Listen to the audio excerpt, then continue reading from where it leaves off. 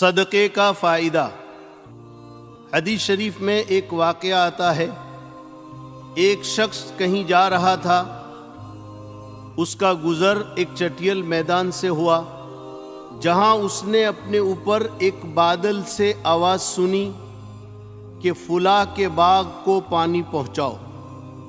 پھر اس نے دیکھا کہ بادل ایک سمت چلنے لگا تو وہ شخص بھی بادل کے ساتھ ساتھ ہو لیا۔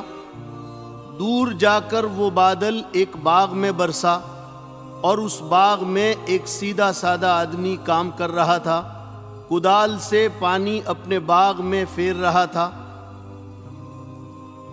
اس نے پوچھا، اللہ کے بندے تیرا کیا نام ہے؟ باغ والے نے اپنا نام بتایا۔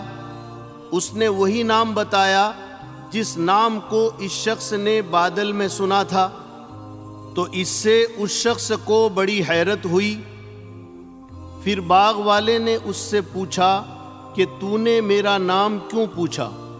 اس نے کہا کہ میں نے بادل سے ایک آواز سنی جو تیرا نام لے کر کہہ رہا تھا کہ فلاں شخص کے باغ میں برس۔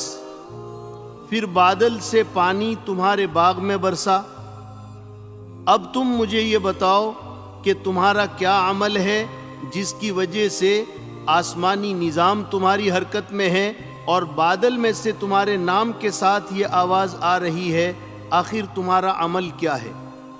اس آدمی نے کہا، جب تم نے مجھ سے پوچھ ہی لیا ہے تو سن لو، اس باغ کی پوری پیداوار کو میں 3 حصوں میں تقسیم کرتا ہوں۔ ایک حصہ اپنے اور اپنے گھر والوں کی ضرورت کے لیے رکھتا ہوں، اور ایک حصہ اسی باغ میں لگاتا ہوں، اسی باغ کی ضروریات اس سے پوری ہوتی ہے، اور تیسرا حصہ میں اللہ کے راستے میں صدقہ کر دیتا ہوں۔ بزرگوں، حدیث شریف کے اس واقعے سے ہمیں یہ سبق ملا کہ اپنی آمدنی اور کمائی سے کچھ نہ کچھ حصہ ضرور صدقہ کرتے رہنا چاہیے۔